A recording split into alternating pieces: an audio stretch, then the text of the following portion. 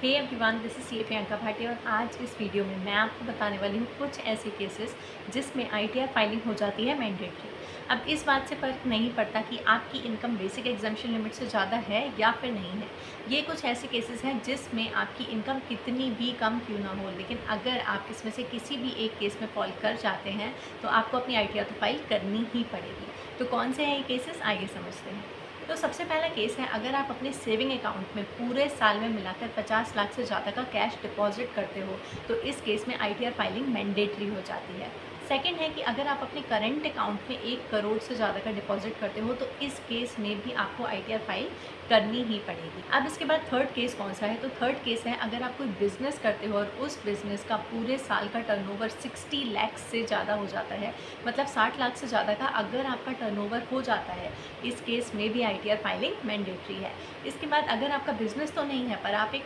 Professional हो, आपका profession है, तो प्रोफेशनल इनकम अगर आपकी 10 लाख से एक्सीड करती है तो ये भी एक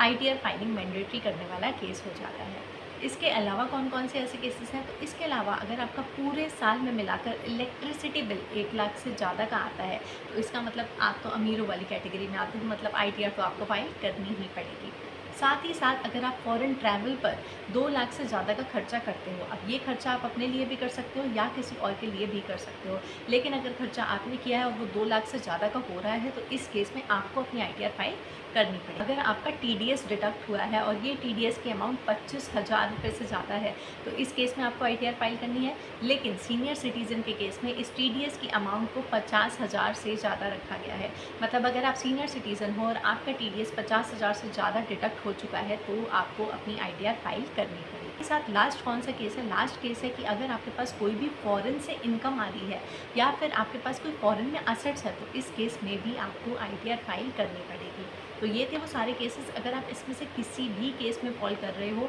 और आप सोचते हो कि नहीं मेरी इनकम तो बेसिक एग्जाम्पशन लिमिट से कम है तो मैं क्यों आईटीआर फाइल करूँ, तो ऐसा नहीं चलेगा, आपको अपनी आईटीआर फाइल करनी पड़ेगी।